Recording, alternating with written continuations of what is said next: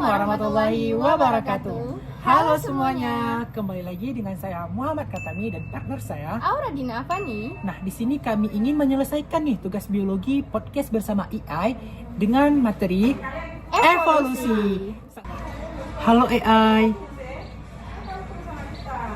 Halo, apa kabar? Ada yang bisa saya bantu? Nah, hari ini kami dapat tugas nih podcast mengenai materi evolusi dan kami ingin berinteraksi nih dengan kamu AI. Apakah kamu siap menjadi lawan bicara saya tentang materi evolusi? Tentu, saya siap menjadi lawan bicara kamu. Apa Nah. yang ingin kamu bahas tentang evolusi? Nah, jadi kami itu di sini ingin mengetahui, bagaimana apa sih itu evolusi? Evolusi adalah proses perubahan pada makhluk hidup seiring waktu, yang membuat mereka lebih cocok dengan lingkungannya. Ini bisa terjadi melalui seleksi alam, mutasi genetik, dan faktor lainnya. Ada lagi yang ingin kamu ketahui? Oh begitu. Terus dengan terjadinya evolusi ini, bagaimana tuh prosesnya terjadi evolusi ini? Apakah ada bukti-bukti yang kuat untuk menambahkan fakta-fakta mengenai evolusi ini? Proses evolusi terjadi melalui mekanisme seperti mutasi, seleksi alam, migrasi, dan isolasi. Bukti evolusi sangat kuat dan beragam, termasuk fosil, struktur anatomi, dan bukti genetik yang menunjukkan kesamaan antar spesies. Bukti-bukti ini membantu memperkuat teori evolusi. Ada yang ingin kamu bahas lebih lanjut? Oh, begitu ya. Jadi kami ini ingin mengetahui nih. Nah, jadi apa saja sih contoh evolusi pada hewan dan tumbuhan? Contoh evolusi pada hewan, misalnya perubahan bentuk paruh burung finch di Kepulauan Galapagos, yang beradaptasi dengan jenis makanan yang tersedia. Pada tumbuhan, ada evolusi seperti perubahan bentuk daun pada kaktus untuk mengurangi penguapan air di lingkungan yang kering. Evolusi ini membantu organisme bertahan hidup. Ada lagi yang ingin kamu ketahui? Nah, udah sampai sini nih kami udah agak terbuka nih ya materi tentang evolusi ini. Nah, kami juga ingin mengetahui juga nih bagaimana evolusi ini mempengaruhi kehidupan di bumi. Coba jelaskan secara rinci karena kami ini pengen nih tahu lebih lanjut. Ya, sangat pengen kali mengetahuinya. Evolusi memengaruhi kehidupan di bumi dengan menciptakan keragaman hayati. Proses ini memungkinkan spesies untuk beradaptasi dengan lingkungannya yang penting untuk kelangsungan hidup. Misalnya, evolusi membantu hewan dan tumbuhan beradaptasi terhadap perubahan iklim, predasi, dan persaingan. Selain itu, evolusi juga membentuk hubungan ekosistem yang seimbang, seperti rantai makanan. Jadi, evolusi sangat penting dalam membentuk kehidupan seperti yang kita kenal sekarang. Ada yang ingin ditanyakan lagi? Oh, jadi seperti itu ya. Nah, terus kami ini ingin mengetahui nih, teori evolusi itu, tapi menurut Charles Darwin itu bagaimana? Menurut Charles Darwin, teori evolusi berbasis pada seleksi alam. Darwin mengemukakan bahwa individu dengan ciri-ciri yang lebih menguntungkan akan lebih mungkin bertahan hidup dan berkembang biak. Ciri-ciri tersebut kemudian diwariskan ke keturunan. Contoh klasiknya adalah burung finch di Kepulauan Galapagos yang memiliki berbagai bentuk paruh sesuai dengan jenis makanannya. Jadi seleksi alam adalah kunci dari teori Darwin tentang bagaimana spesies berubah seiring waktu. Ada yang ingin dibahas lebih lanjut? Oh begitu. Tadi teman saya ini kan bertanya nih tentang teori Charles Darwin. Ya. Nah, kalau selain itu apakah ada teori lainnya yang menguatkan tentang materi evolusi ini? Selain teori Darwin, ada juga teori evolusi modern yang dikenal sebagai sintesis modern. Teori ini menggabungkan prinsip seleksi alam Darwin dengan genetika, menjelaskan bagaimana mutasi genetik dan rekombinasi gen menciptakan keberagaman dalam populasi. Ada juga konsep seperti drift genetik dan aliran gen yang turut berperan. Selain itu, ada teori punctuated equilibrium yang diusulkan oleh Stephen Jay Gould yang menyatakan bahwa evolusi terjadi dalam periode perubahan cepat diikuti oleh periode stabilitas. Semua ini memberikan gambaran yang lebih lengkap tentang evolusi. Ada yang ingin ditanyakan lagi?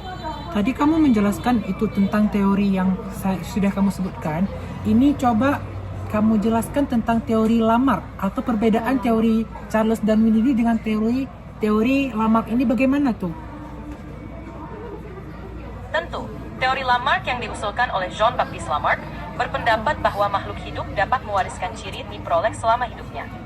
Misalnya, jerapah memiliki leher panjang karena nenek moyangnya sering meregangkan leher untuk mencapai daun yang tinggi. Ciri yang didapat ini kemudian diwariskan ke keturunannya. Sementara itu, teori Darwin berfokus pada seleksi alam di mana ciri yang menguntungkan meningkatkan peluang bertahan hidup dan bereproduksi sehingga diwariskan secara genetik. Jadi, perbedaan utamanya adalah Lamarck menekankan pada pewarisan ciri yang didapat selama hidup, sedangkan Darwin pada seleksi alam dan pewarisan genetik. Ada lagi yang ingin kamu ketahui? Oh, jadi kami itu juga ingin mengetahui nih, apa saja sih mekanisme-mekanisme evolusi dalam seleksi alam itu? Coba jelaskan secara rinci ya. Ya, betul. Tentu, ada beberapa mekanisme evolusi. 1. Seleksi alam. Organisme dengan sifat menguntungkan lebih mungkin bertahan hidup dan berkembang biak. 2. Mutasi. Perubahan acak pada DNA yang dapat menciptakan sifat baru. 3. Drift genetik. Perubahan frekuensi gen dalam populasi karena faktor acak, terutama pada populasi kecil. 4. Migrasi aliran gen. Perpindahan individu dari satu populasi ke populasi lain memperkenalkan gen baru. 5. Rekombinasi genetik. Penggabungan materi genetik dari kedua orang tua yang menciptakan variasi. Mekanisme ini bekerja bersama untuk membentuk evolusi. Ada lagi yang ingin kamu tahu? Wow, sangat unik banget ya. Terus tuh bagaimana nih evolusi dapat menghasilkan keanekaragaman hayati yang begitu besar di bumi ini? Evolusi menghasilkan keanekaragaman hayati melalui mekanisme seperti mutasi, seleksi alam, dan rekombinasi gen. Setiap spesies beradaptasi dengan lingkungannya sehingga menimbulkan berbagai bentuk, perilaku, dan strategi bertahan hidup. Isolasi geografis juga dapat menciptakan spesies baru karena populasi terpisah dan berkembang secara unik. Proses ini berlangsung selama jutaan tahun, menciptakan keragaman kehidupan yang luar biasa. Ada lagi yang ingin ditanyakan? Oh iya, tadi saya lupa menanyakan tantangan terhadap teori evolusi ini apa aja ya? Beberapa tantangan terhadap teori evolusi, termasuk pandangan keagamaan yang berbeda, serta kesalahpahaman tentang proses evolusi. Selain itu, ada juga perdebatan ilmiah tentang mekanisme spesifik evolusi, seperti laju evolusi dan detail tertentu dalam sejarah kehidupan. Meski demikian, bukti ilmiah yang kuat terus mendukung teori ini.